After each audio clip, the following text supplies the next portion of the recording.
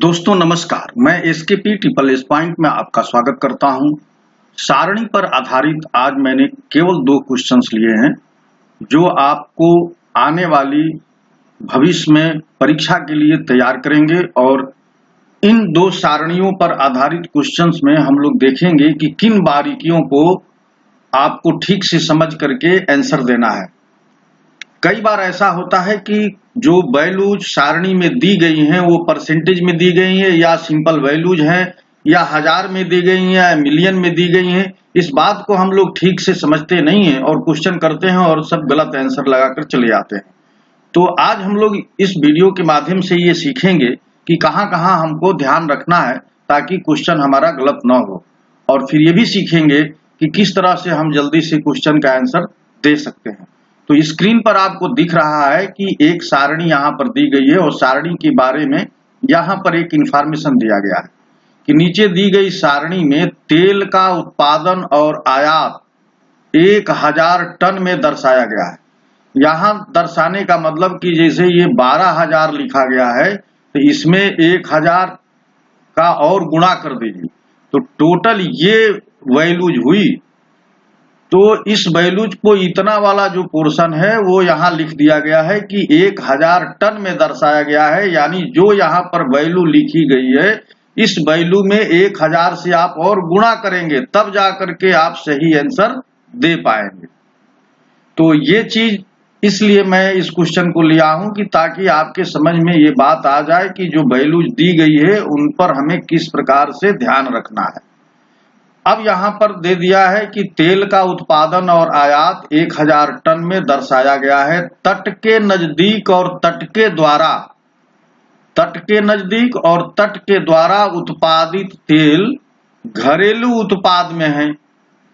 यानी तट के द्वारा और तट के नजदीक ये जो 2 पोर्शन के तेल हैं इनको घरेलू उत्पादन में माना जाएगा कि ये अपने ही देश में इन 2 माध्यमों से तेल पाया जाता है या निकाला जाता है। तथा आयातित तेल, जो तेल बाहर से मंगाया जा रहा है, आयात किया जा रहा है, इंपोर्ट किया जा रहा है, वो मांग पूर्ति हेतु मंगाया गया तेल है। यानी अपने देश में जितने तेल का उत्पादन हो रहा है उससे अधिक अगर तेल की मांग देश में है तो उतने ही तेल की मात्रा आयात की जा रही है और तीसरे वाले में वही तेल की मात्रा है जो बाहर से मांग और पूर्ति के लिए मंगाया गया है। तो इतनी इंफॉर्मेशन के बाद अब हम लोग क्वेश्चन पर आते हैं कि इस सारणी पर दी गई सारणी जो ये दी गई है इसमें किस प्रकार के क्वेश्चन फ्रेम किए गए हैं और उनका आंसर हम लोग कैसे जल्दी से दे सकते हैं। तो आइए क्वेश्चन नंबर 1 देखते हैं।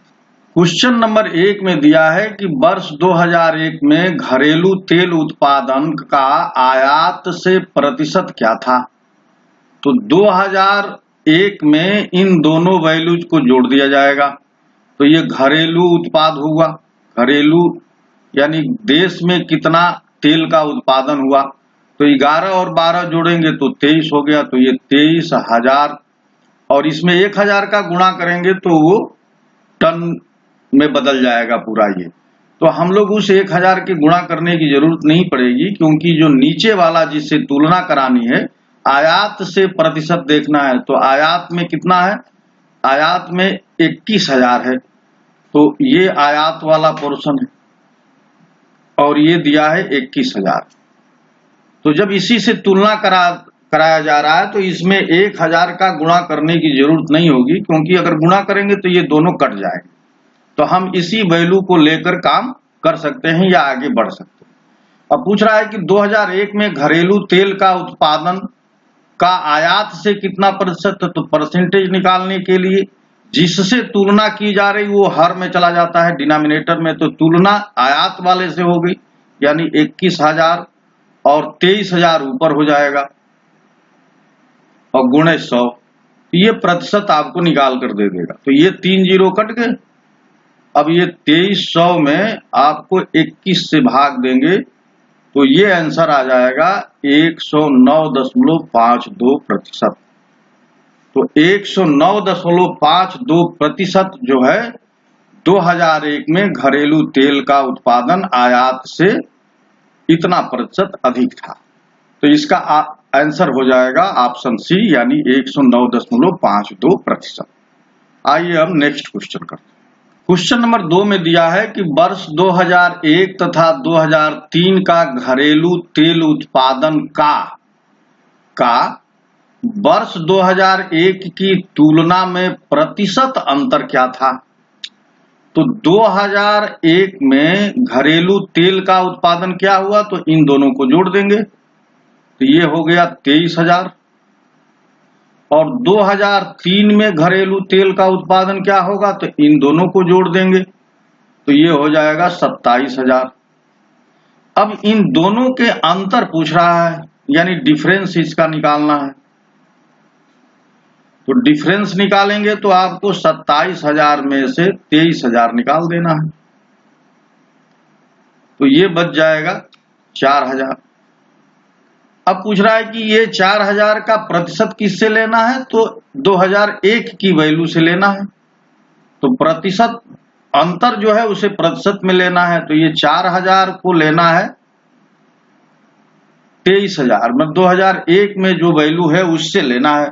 तो 2001 में 23 वैल्यू है 23,000, और गुणे 100 कर दिए। देखिए ये 2 जीरो ये 2 जीरो कट जाएगा, ये हो जाएगा 400। 400 में अब 23 से भाग देंगे तो आपको मिलेगा 17.39%। तो यहां पर क्या किया गया, देखिए ध्यान से कि 2001 में घरेलू जो उत्पादन है तेल का वो 23,000 है, 2003 में जो घरेलू उत्पादन है वो 27,000 है। दोनों का जो अंतर है, डिफरेंस है, वो आ गया 4,000। इस 4,000 को 2001 से ही घरेलू उत्पादन जो 2001 का है उससे तुलना करानी थी, प्रतिशत में बताना था। तुलना में प्रतिशत अंतर क्या था, तो प्रतिशत अंतर निकालने के लिए 4,000 का अंतर आ रहा है 23,000 पर, तो 100 पर कितना आएगा, और ये आ गया 17.39%। आइए क्वेश्चन नंबर 3 करते हैं। क्वेश्चन नंबर 3 में दिया है कि पूर्ण अवधि में तेल की कुल औसत मांग क्या थी। तो पूर्ण अवधि माने ये पूरा 2001 में, 2002 में, 2003 में औसत मांग क्या थी। तो अब तीनों तेल को जोड़ दिया जाएगा, टोटल घरेलू और आयात दोनों मिलाकर। तो यहां पर जोड़ेंगे तो देखिए ये आ जाएगा 2 1 3 1 4 और फिर 4 ये, तो 44,000।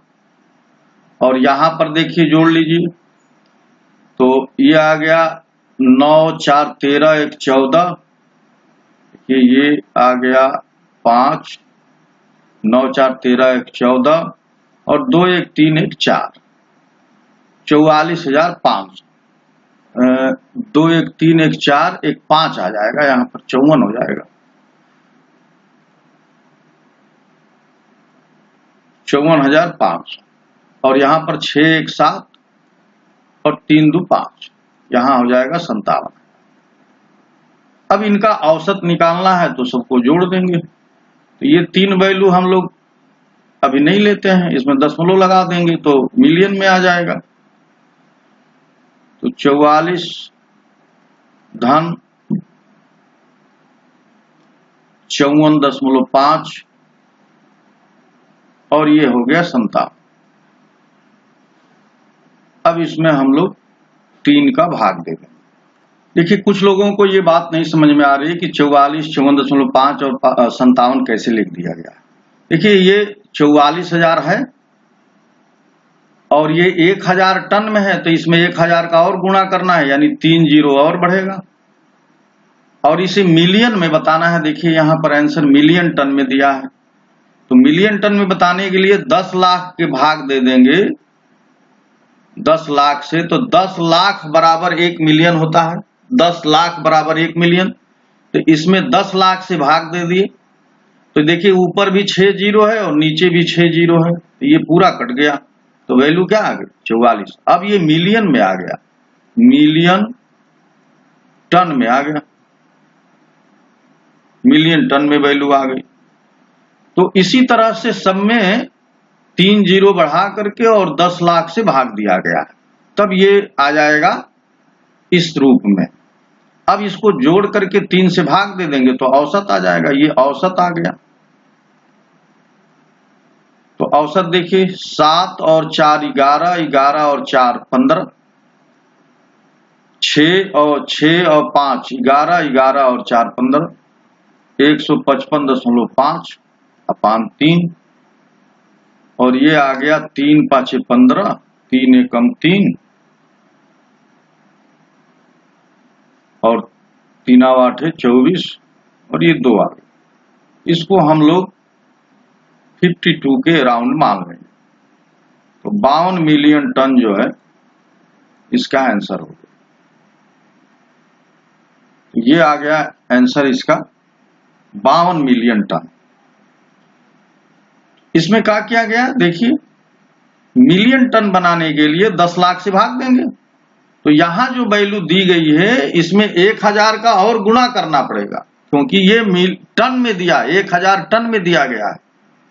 तो यही मैं कह रहा था कि इन वैल्यूज पर कैलकुलेशन करते समय ये बहुत ध्यान देने वाली बात है कि हम किस तरह से अपने कैलकुलेशन को करेंगे। तो मिलियन टन में बदलने के लिए 10 लाख से भाग दे देंगे, तब ये मिलियन टन में बदल गया, और फिर इस तरह से सामान्य तरीके से जो एवरेज निकालते हैं जोड़ करके भाग देकर एवरेज निकाल दिया गया। आइए क्वेश्चन नंबर 4 करते हैं। क्वेश्चन नंबर 4 में दिया है कि वर्ष 2001 से वर्ष 2003 तक के आयात में प्रतिशत वृद्धि क्या है।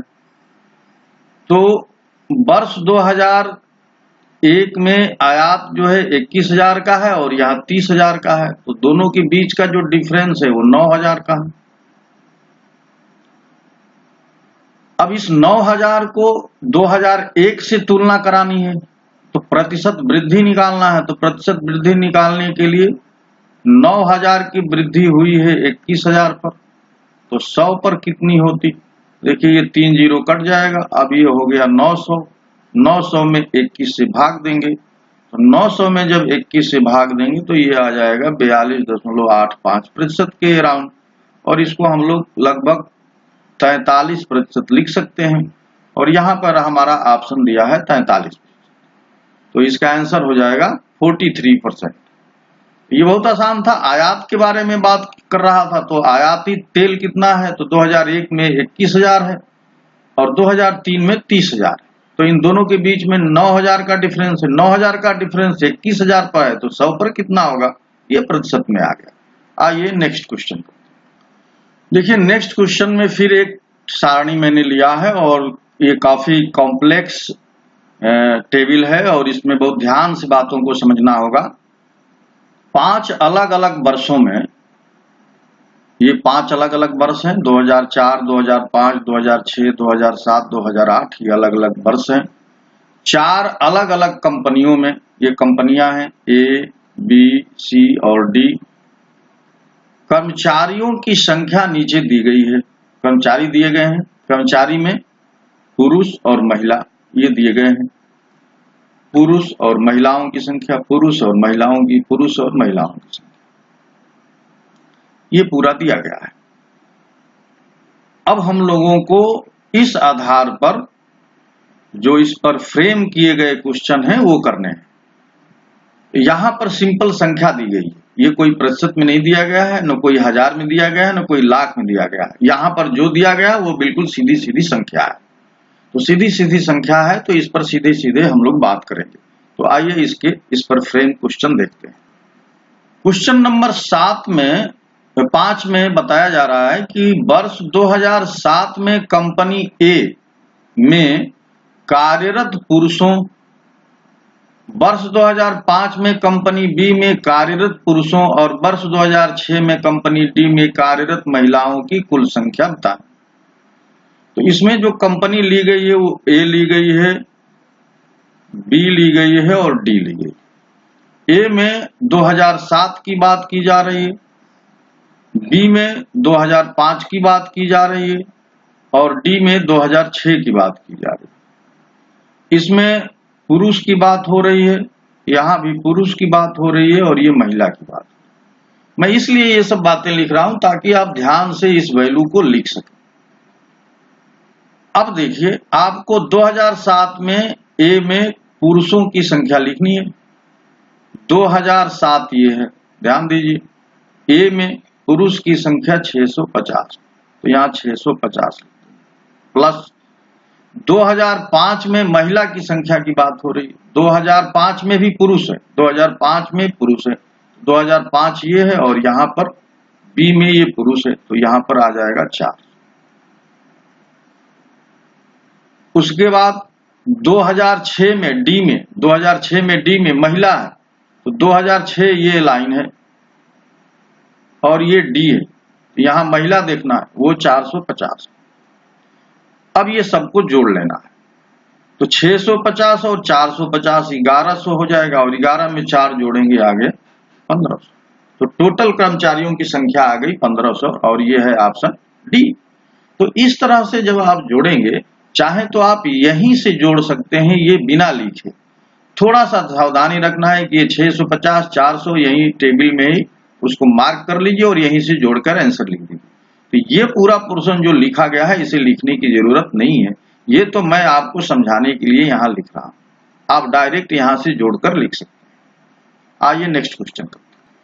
क्वेश्चन नंबर 6 में दिया है कि वर्ष 2004 में सभी कंपनियों में मिलाकर कार्यरत महिलाओं कर्मचारियों की औसत संख्या कितनी थी। 2004 की बात हो रही है और सिर्फ महिलाओं की बात हो रही है।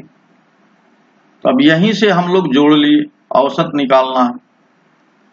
तो अब मैं आपको ये बता सकता हूं, देखिए 400 और 450, 600 और 450, तो 450 450 ये 900 हो गया, 9 और 4 1300 और 13 और 6 1900 हो गया। और 1900 में देखिए ये 4 है, तो 4 से भाग देंगे, तो 4 से भाग देने में देखिए उसको 19 गुणे 100 लिख सकते हैं और 4 से भाग ये 100 25 बार में कट जाता है, तो अब ये हो गया 19 गुणे 25 और 19 5 95 5 हाथ में लागल 9, 19 दूनी 38 और 9 9 8 17 47 आ गया, तो 475 कुल आ गया आंसर। तो औसत कितना आ गया, 475 महिलाएं थी। तो देखिए इस बार हम लोगों ने यहीं से उसको मार्क करके ऐड कर लिया और ऐड करके चूंकि औसत निकालना था तो 4 से भाग दे दिए। 4 से भाग देने पर ये चीज आया, भाग देने में भी आप देख लीजिए कि किस तरह से किस ट्रिक से भाग दिया गया। 19 गुणे 100 कर लिए ताकि हम सीधे सीधे 100 को 25 से काट सकें, 4 को 25 बार में काट सकें। अब 19 गुणे 25 आ गया, अब पहाड़ा आपने पढ़ा और ये निकाल कर रख दिया। आइए नेक्स्ट क्वेश्चन करते हैं। क्वेश्चन नंबर 7 में दिया है कि सभी वर्षों में मिलाकर कंपनी सी में कार्यरत पुरुष कर्मचारियों की संख्या, सभी वर्षों में मिलाकर सी में कार्यरत सभी पुरुषों की संख्या, यानी इसको ये हम लोगों को जोड़ना पड़ेगा। तो सभी वर्ष का और सी में देखा जा रहा है। देखिए ये हो गया 5 5 10 5 15 5 20 20 शून्य हासिल 2 3 2 5 5 5 10 10 3 13 13 और 6 19 19 और 4 23, ये आ गया 2300 2300 सी सभी वर्षों को मिलाकर पुरुष कर्मचारियों की संख्या, क्योंकि हम लोगों ने इसको पूरा ऐड कर लिया, जोड़ लिया यहीं पर। अब कह रहा है कि वर्ष 2007 में सभी कंपनियों में मिलाकर कार्यरत कर्मचारियों की कुल संख्या का लगभग कितने प्रतिशत है। तो 2007 में, वर्ष 2007 में सभी कंपनी, 2007 ये है। अब सभी कंपनी यानी ये पूरा वैल्यू आपको जोड़ना है, सभी कंपनी को मिलाकर के जोड़ना है।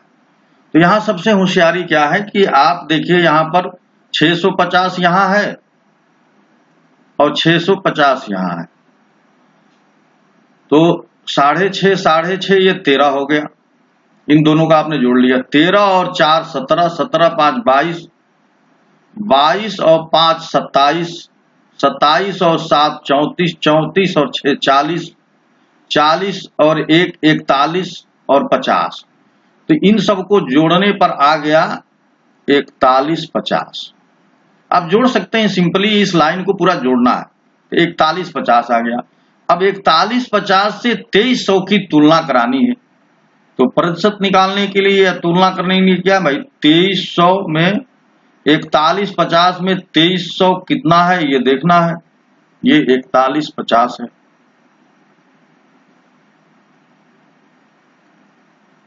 और गुणे 100 कर देना है, देखिए 1 जीरो से 1 जीरो हम लोग काट सकते हैं। अब ये आ जाएगा 23,000 और 415 से भाग देना। तो भाग देने के बाद आपको मिलेगा 55.42%, और हम लोग इसे नियर अबाउट 55% मान सकते हैं। तो इसका आंसर आ गया 55%।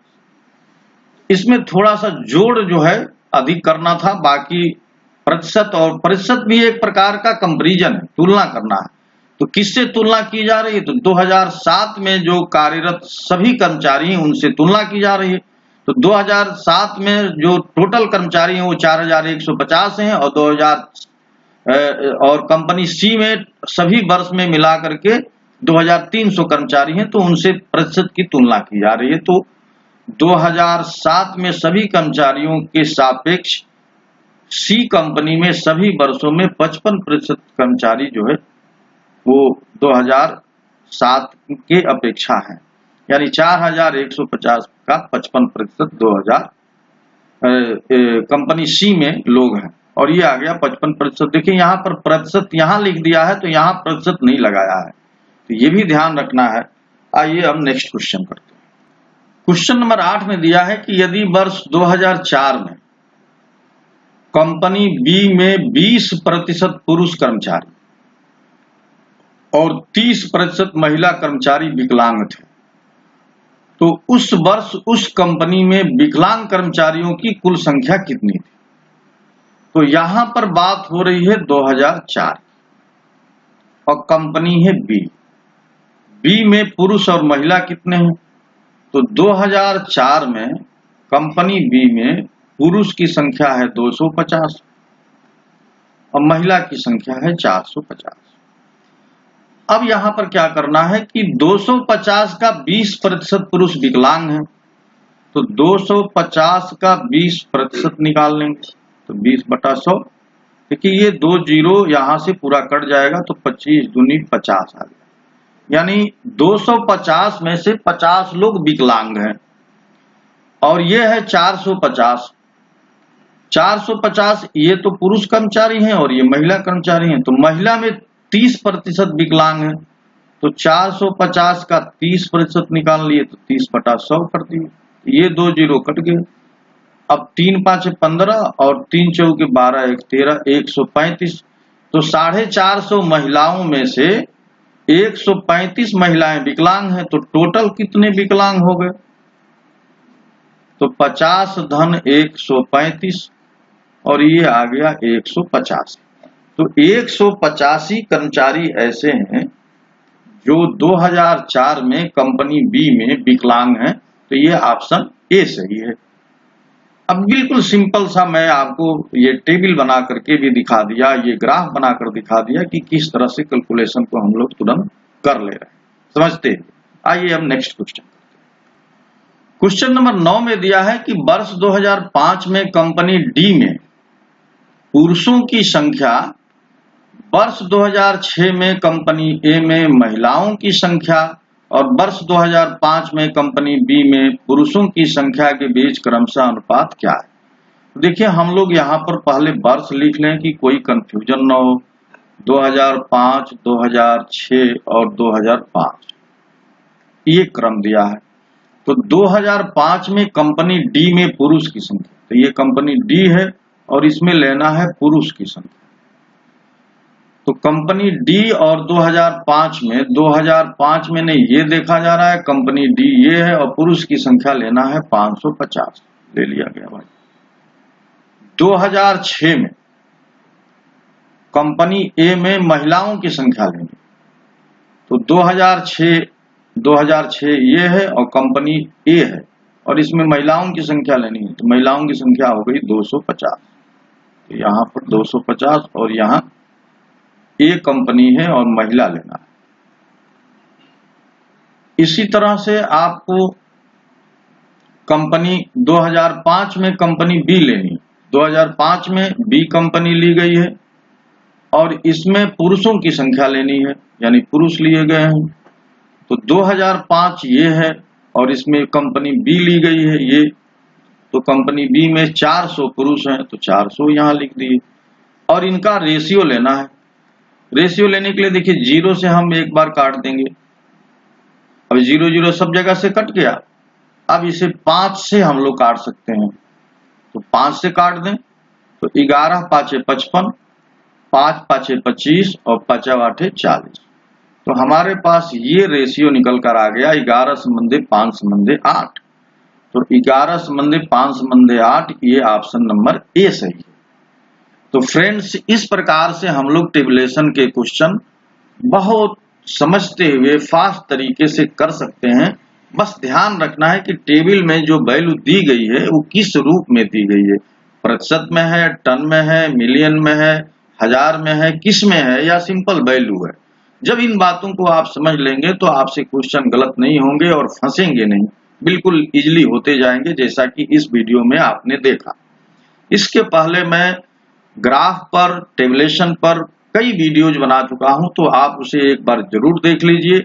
नेक्स्ट वीडियो में मैं आपको जल्दी ये बताऊंगा कि एक नजर में आप एवरेज की जो मेन कॉन्सेप्ट है, प्रॉपर्टीज हैं, वो क्या क्या है उसे देख लें। तो नेक्स्ट वीडियो में मैं आज ही आपको बताऊंगा कि किस तरह से आप एवरेज के कुछ कॉन्सेप्ट और उसकी प्रॉपर्टीज को समझ करके बिना पेन और पेपर के क्वेश्चंस का आंसर बता सकते हैं। तो आपकी तैयारी बहुत अच्छी से चलती रहे, इन्हीं शुभकामनाओं के साथ आपसे विदा लेता हूं। नमस्कार।